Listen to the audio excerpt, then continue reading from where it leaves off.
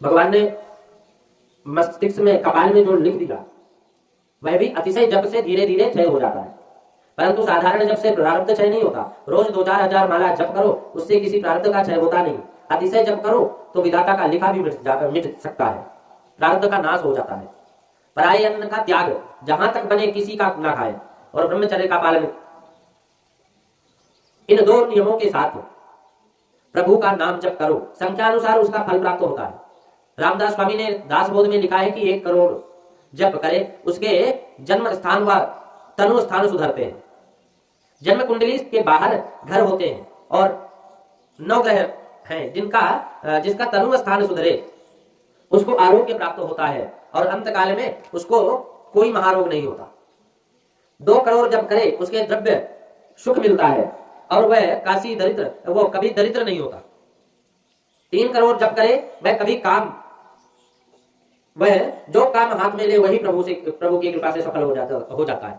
जो 3 करोड़ जप करे भगवान का, उसका पराक्रम सिद्ध होता है और उसे यश कीर्ति मिलती है, उससे तीसरा स्थान शुद्ध होता है उसका। 4 करोड़ जप करने वाले को संसार का सुख मिलता है। 5 करोड़ जप करने वाले वो कोई तो उसकी बुद्धि में ज्ञान स्फुरित होता है, अनायास ही ज्ञान प्राप्त होता है।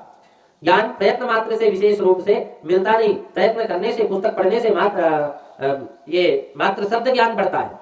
जगत में ऐसा दिखता है कि जिसका शब्द ज्ञान बढ़ता है उसके अंदर अभिमान बढ़ जाता है, और अभिमान बढ़े तो समझो कि वह ज्ञान नहीं है और ज्ञान का आभास मात्र है।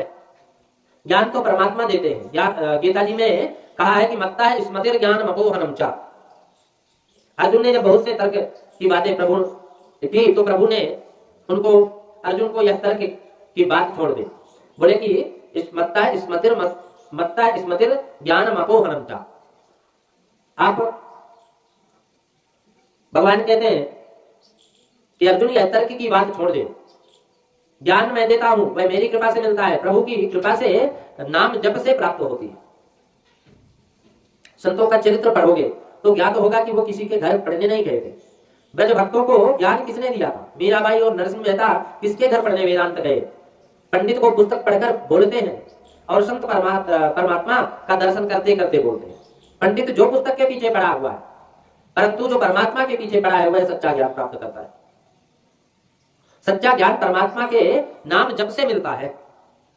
जिसने प्रभु के नाम का 6 करोड़ जप किया है उसके अंदर से शत्रु धीरे धीरे मरते हैं। शत्रु बाहर कोई नहीं है, शत्रु तो अंदर बैठा है। मेरा शत्रु जगत में नहीं है, मेरा शत्रु मन में है, और मन में रहने वाला शत्रु काम शत्रु है, मन में रहने वाला अभिमान शत्रु है, मन में रहने वाला राग द्वेष ये शत्रु है। 7 करोड़ जप करने वाले का 7वां स्थान सुधरता है।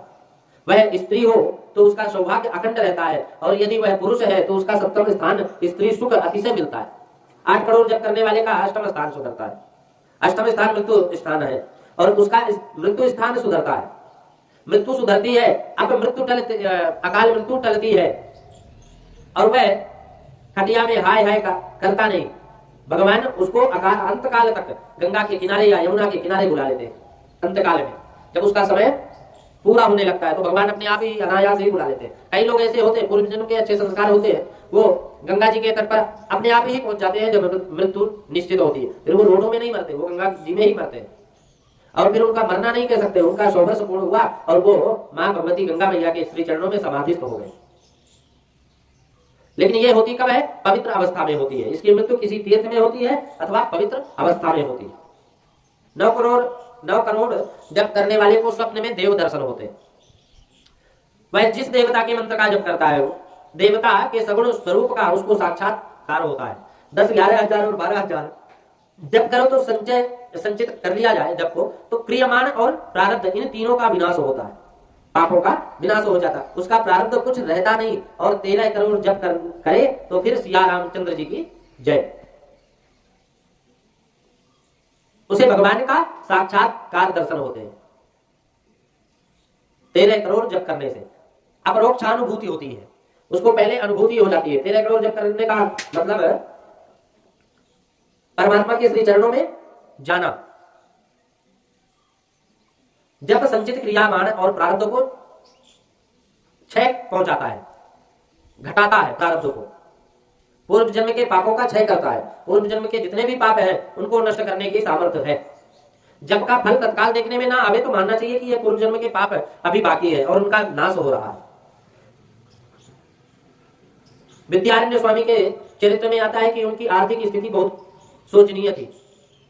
इससे अर्थ प्राप्ति के लिए इन्होंने गायत्री मंत्र के 24 उच्चारण किए, परंतु कोई फल देखने को नहीं मिला। इससे अंत में उन्होंने संन्यास ग्रहण किया और उस समय उनको गायत्री माता का दर्शन हुआ। माता ने उनको वरदान में कुछ मांगने को कहा तो विद्यारण्य स्वामी ने कहा कि माता जी, जब आवश्यकता थी तब तुमने नहीं दी, आई नहीं, अब मुझे क्या जरूरत है, परंतु यह तो कहो कि कुछ उस समय तुम क्यों नहीं आए, प्रकट क्यों नहीं हुए। गायत्री माता ने कहा कि तू तनिक पीछे रह गए, नजर कर। विद्यारण्य स्वामी ने पीछे देखा तो 24 पहाड़ जलते देखे। उनको आश्चर्य हुआ कि गायत्री माता ने कहा कि तेरे अनेक जन्मों के पाप तेरे द्वारा किए गई तपश्चर्या से जल रहे हैं, तेरे 24 पर्वतों जैसे पाप का क्षय हुआ, तुरंत मैं आई हूं, और जब तक पाप का क्षय ना हो जाए, जीव शुद्ध ना हो जाए, तब तक मेरा दर्शन होता नहीं, मेरा दर्शन नहीं होता। विद्यारण्य स्वामी ने कहा कि माता जी, मैं शुद्ध हो गया हूं, मुझे अब कुछ नहीं मांगना आपसे। बाद में विद्यारण्य स्वामी ने पंचदशी नाम का उत्तम ग्रंथ लिखा। वेदांत में इस ग्रंथ का बहुत महत्व है। प्रभु के नाम में ना जगे तब तक मनुष्य का जीवन सफल नहीं होता, जब तक भगवान के नाम में ना जगे। परमात्मा के नाम में जब प्रीति होती है ना, तभी ही परमात्मा पाप की आदत छूटती और पहले के पाप चलते। भगवान नाम में ऐसी शक्ति है कि मरा जब करने से शरीर के ऊपर दीमक प्रकट हो गई और सप्त ऋषि वापस जब लौट कर वहां आए तो उन्होंने देखा कि ऋषियों ने उनको बाहर आने की आज्ञा की, और तब ये वाल्मीकि में से अर्थात दीमकों की वाणी से बाहर निकले। वाल्मीकि जी का जीवन दिव्य बन गया और ये महान ऋषि बने, बहुत महान ऋषि बने, आदि कवि बने। रामायण जैसे दिव्य ग्रंथ की रचना इन्होंने की है। वाल्मीकि ऋषि को परमात्मा का प्रत्यक्ष दर्शन भगवान का अगर कोई किया तो वो है वाल्मीकि। और ग्रंथों की इन्होंने रचना की है।